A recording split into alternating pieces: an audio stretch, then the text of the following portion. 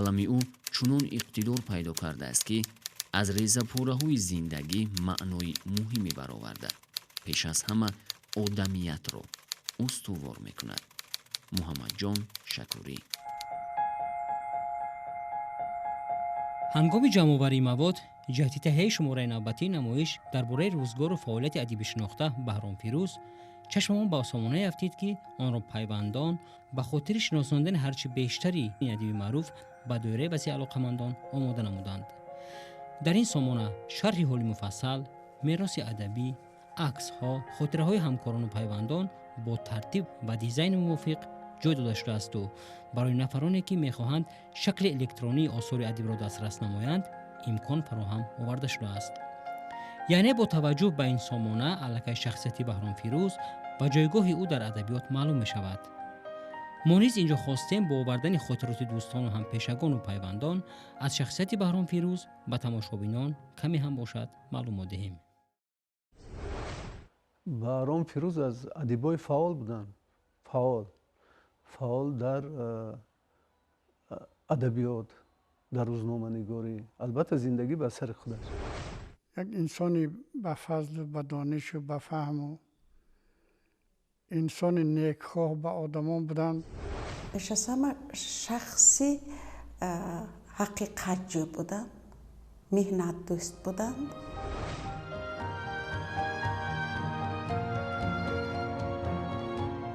баҳром фирӯз дар шаҳраки нуратҳои наздикии самарқанд дар айёми душвор ба дунё омадааст. он замон аксари мардум зиндагии фақирона доштанд. бо вуҷуди ин шавқи баҳроми ҷавон ба саводнокшавию илмомӯзӣ зиёд буд ва дар муддати кӯтоҳ тавонист савод омӯзаду ба омӯзишгоҳи педагогии шаҳри Самарқанд дохил шавад. сипас ба институти давлатии педагогӣ ба номи Киров, ҳозира донишгоҳи давлатии Хуҷанд дохил шуду ҳаёти минбаъдаш бо Тоҷикистон пайваст. ман пас аз хатми мактаби миёна ба донишгоҳ омадам ва дар курси якум куратори мо ҳамин кас будам ва дар ҳамонҷо мо шинос шудем.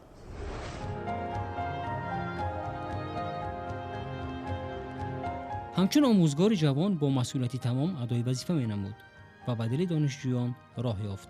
мегӯянд вақте ҳарф мезад, барои истинод бар воқеияти суханаш нафақат аз рудакию фирдавсӣ, ҳофизу саъдӣ, хайёму мавлонои румӣ ва ё айнию лоҳутию турсунзода, балки бештар аз осори файласуфон ва риёзидонҳои ҷаҳон қитъаву иқтибос, санад ва далел меовард. китобҳои дар айёми таҳсил дар омӯзишгоҳ хондааш дар зеҳнаш амиқ ҷой гирифта ва барои таҳсил дар донишгоҳ хеле кӯмак мекарданд. намунаҳои аввалини эҷодаш низ ҳамон солҳо пайдо шуд. аз эҷодиёти он кас аввал мо ягон кас ки ҳама курси якум аст хабар надоштем. вақте ки дарс мегуфтанду бе ягон коғаз медаромаданду ба дарс сар мекарданд, аз гуфтаҳои классикону шеърҳои бисёре мехонданд ки ин моро водор месохт ки дарси он каса бисёр мо гӯш куниму тайёрӣ бинем. бисёр ҳаракат мекарданд ки ба мо донишҷӯён дарси бисёр тарбиявӣ диҳанд. аввал аз ҳамин сабаб ҳамаи донишҷӯён он каса бисёр дӯст дошт.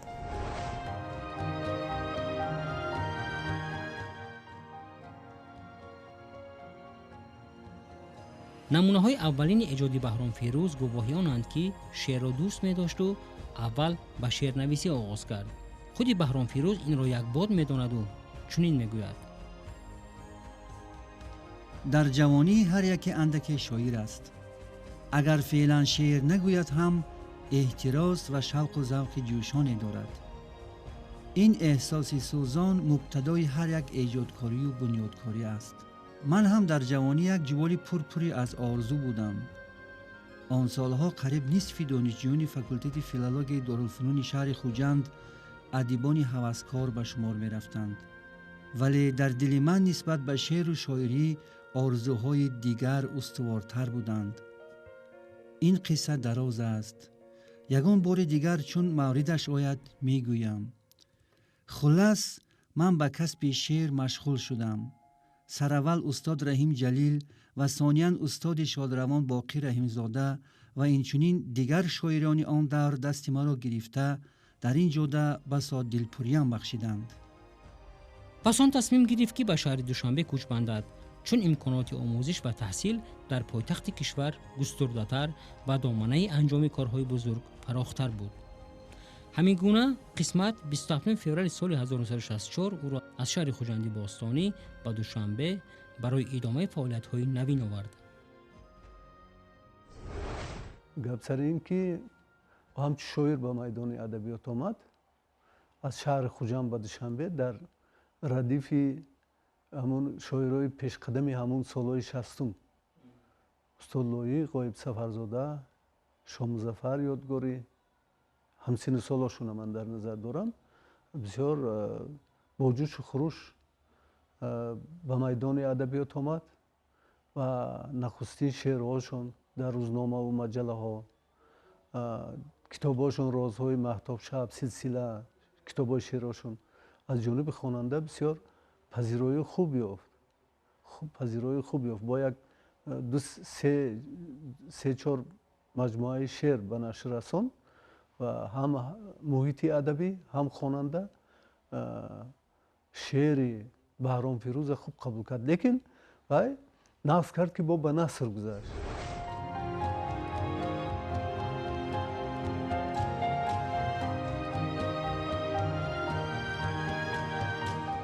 در دوشنبه بهرام فیروز در مجله صدای شرق به کار آغاز کرد و در همین ایام اولین حکایش با نام بابا تالیف یافت، چاپ شد و از جانب محققان بهای خوب هم گرفت و با چند زبان ترجمه هم شد.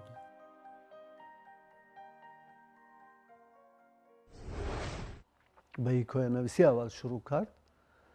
یک سلسله حکایه های بسیار خوب نوشت. سپس بیشتر قهرمانش، البته هر کس از همون ایام نورسی و جوانی و خردسالی اون خاطره و برداشتی که دارد همین می نویسد. در حکایه های بهرام فیروز هم همین بود. سپس وی بسیار قصه های خوب هم نوشت. قصه های خوب نوشت. هم پیراهای ستاره ریز بود، هم حکایه هاشون، هم رخساره، هم تار و پود، تو تنها نه، اگر وی مرد می بود.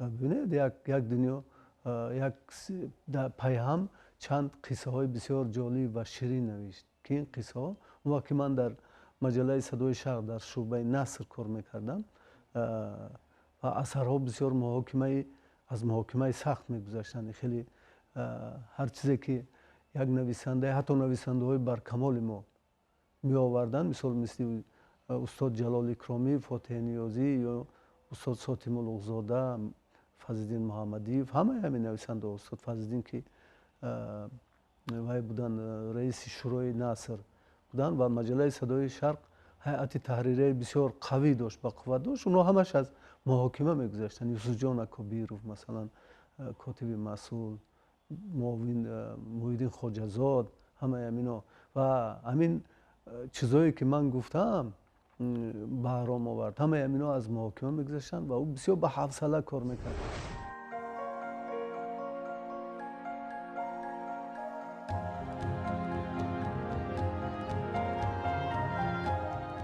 بهرام فیروز دائما به همه مدد رسان بود. نویسنده خلقی تاجیکستان کرامت الله میرزا به یاد می‌آورد که از روز اولی با روزنامه کمسوال تاجیکستان به کار آمدنش اشتباهی صادر کرد، ولی کم تجربگی او را بهرام فیروز پوشاند و گذشته از این کرامت الله جوان را دستگیری کرد. مجلس دعوت کردند. مجلسی کلان در حجره محرر میگذاشت و پیش از در آمدن من بسیار خفه و زیق در حجره میشتم. بعد بهرام گفتن که کرامت الله از زیق نشوید، این گزیته به خطا می شود، همون محرران خطا میکنند. من گفتم خطا من کردم، آخه ضرر ندارد. خیلی در آمدیم به مجلس، اکو بینید که من کارگر نو، همه کارمندای گزیته جمع شدن. به جای آنکه من شناس کنن که من کارگر نو آمده است، شناس میکنن که من کارگر نو خطا کرده است، در گزیته غلط رفته است، یک گپ و حرفی زیادتی شده است. و من از جایم خستم، از من پرسان بودن محرر. من خستم یک وقت بینم که بهرام هم از پالیام خسته راست شده است. و محرر گفتن که شما چرا میخزید؟ و بهرام گفتن که همین خطا از من گذشته است، ای بی من شدگی است. همین کرامتلای من گفتم که همین صحیفه نخواند، من خطا کردگی هستم اینجا.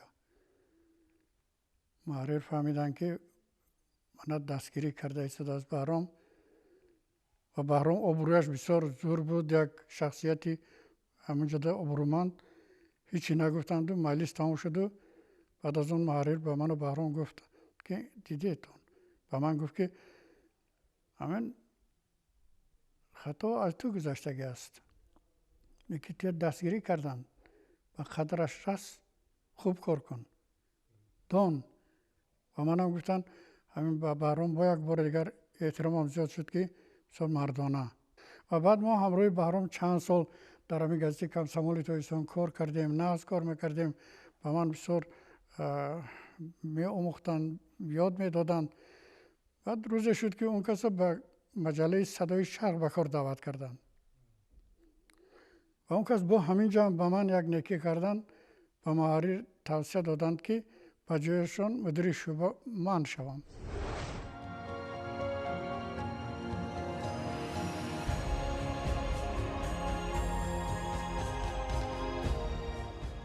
همینطور بهرام فیروز علاقه با آثار گوناگون این اسیرش شهرت پیدا کرد. در ردیف حکایه‌های دلنشین، آثار کلان حجم نصیرش نیز یکی پس دیگر چاپ شدند و مقبول بینندگان گردیدند. رخساره، تار و پود، تو تنهانه، ستاره دمدار، ترمه، اگر وی مرد می بود، غفلت زدگان و غیره از جمله آنهایند. محققان میگویند که از زمره نویسندگانی بود که مسئله های مهم اجتماعی را در اثرهایش با جرأتانه آشکار میکرد.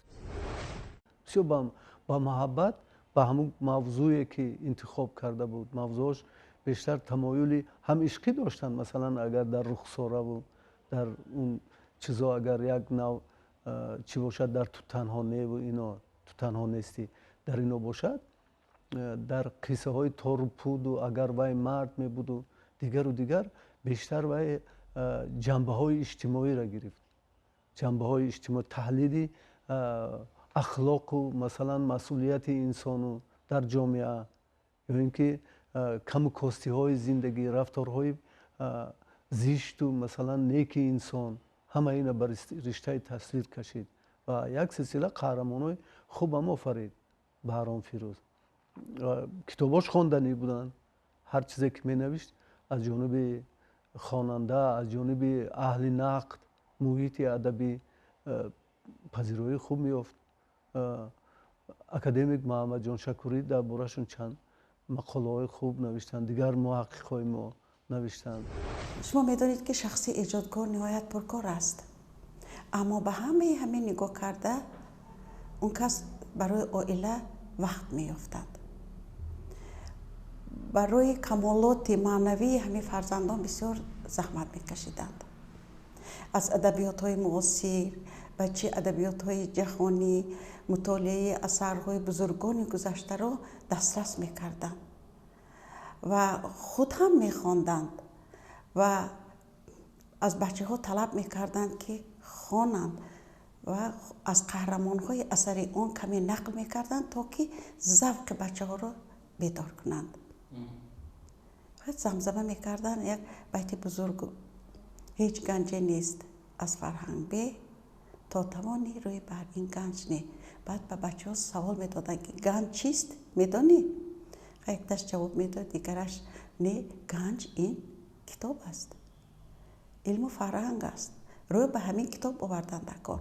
با همین تلقین کتاب از طرف اون کس بسیار زیاد بود.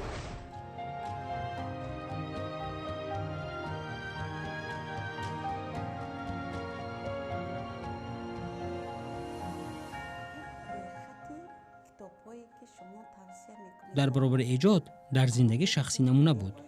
سیده بابای و همسر بهرام فیروز نقل میکند که پدری غمخوری فرزندان بود و حتی در کار معلمگیش پیوسته برایش مدد رساند. البته در روزهای اول من تجربه نداشتم. من بعضی چیزهایی که نمیفهمیدم از ادبیات کلاسیکی، مثلا چیزهای مشکل بسیار است، میپرسیدم، حتما میفهموندم. من با همراه اون کس سالهای اولی به کار رفتنم درس تیار کردم. اون کس در پیش نظری ما هستم. در خانه که در آمدم جای نشستی کارشان، اون کس چه خیلی در آبرو میکردند. اون کس چه خیلی در آشخانه با همراهی هم بر سر یک دسترخوان می نشستیم. دایم ما در دل و دیده ما، یعنی ما هر دو این پستی بلندی زندگی به یک جایه کوشش کردیم که هم بچه ها رو 4 فرزند رو به وای رساندیم و همش خدا به شکر که صاحب معلومات عالی در ساحه های گوناگون کشور کار و فعالیت میکنند. روزنامه‌نگار هستند، اقتصادچی هستند، در ساحه علاقه کار میکنند و به وطن خود خدمت کرده ایستادند که این یعنی سری ما رو بلند میکند. خب دیگر بسیار آدمی در زندگی فعال بود. زنبور پروری میکرد، زنبوری اصل میپرورید و خودش میپرورید، خودش از اونها هر چیز آماده میکرد. از این جهت وای یک انسانی فقط با قالبی نمیگن، یعنی در چارچوبه چیز زندگی شخص شده نبود. زنبوری اصل پروری بهرام فیروز قصه دیگری داشته است. روزی بهرام از خانهشان میبراید و سری رو بازار زلیان میگفتیم، اونجا همون بازار میدراید و خرید ها میکنن و ماشینشون در نزدیکی دروازه نزدی ایستگاه دماندگی میروند که در ایستگاه یک موی سفید، یک بانو، یک دخترک و یک پسرچه و بهرام اشاره کرده کیم چی گفته ایستادن. بهرام طرفی و اونا می روند، سلام بابا میگن. با اون بابا میگد که شما بهرام فیروز هستید، شما نویسنده هستید. اون دخترکش میگد که من اما که من در تلویزیون میدیدم، ما هو انا اون تپه سمرقند یک شلاق انا اونجا هستیم، کتاباتون رو میخونیم. و بهرام میگن که شما حاضر کجا روانیتون؟ ما قشلاقمون تپه سمرقند میرویم. و بهرام میگن که بیاید خیلی تو همین پلیگراف کابینت، من هم جای کارم است میبرمتون. سوار میکنن و پیش پلیگراف کابینت نمیفرارن و هر قدر که اونا فرارید ما میریم، نه برده اونا و خانهشون میگذارن. و همینجا یک گپ بود که یک کتاب بسیار ضروری دیرکتور با اون کس وابسته کرده بود که خوانند و همین روز تا ساعت 11 سپرند بچه ها. و من هم وابسته دم به دم محرر میگفتن، هم دیرکتور میگفتن که آوردند یا ناوردند. این بسیار دیر آوردند که همون بعد گفتن که من کتاب در دست از در آمدن، همین خیلی کار کردم کرامتلان، طرف قشلاقای خودتان رفته بودم، همون سفید بردم آمدم، بعد کتاب ما با نوار رایی کردیم و بعد از اون همین موسفید خیلی شناسایی این کس دوام یافت. این کس زنبوری اصل پرورم بودند و در باغ همون بابای داوود قطعه های زنبوری اصلشون مانده بود.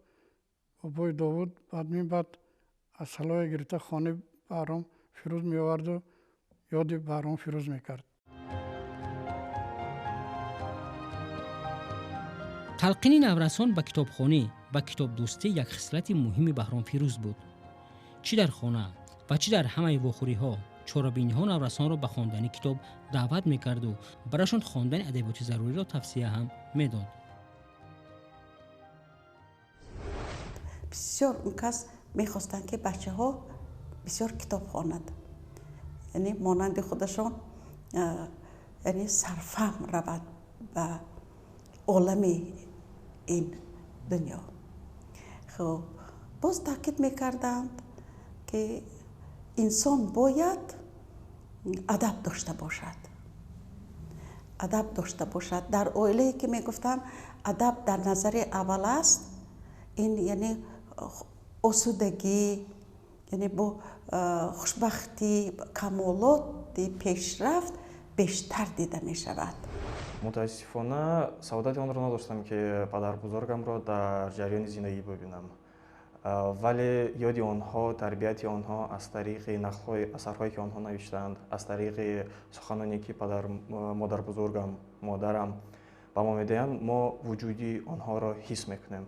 یعنی تربیتی که ما باید میگفتیم در طول زندگی از طریق نثر، ادبیاتی که نوشتند، از طریق سخنانی مادر بزرگ و مادرم به ما داده شده است.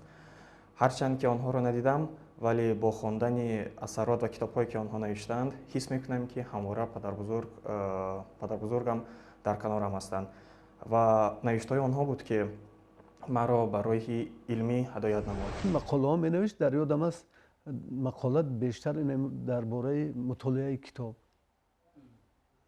معرفت خواننده.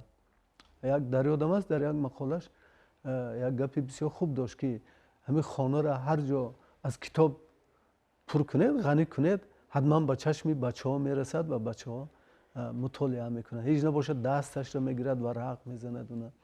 یعنی که اون یک نویسنده اندیشمندم بود.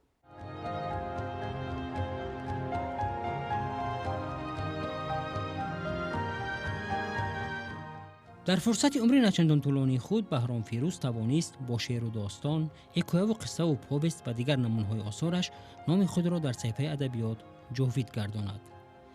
امروز اثرهای بهرام فیروز دسترس هر خواننده تاجیک بوده با زبان‌های گوناگون ترجمه هم شده‌اند.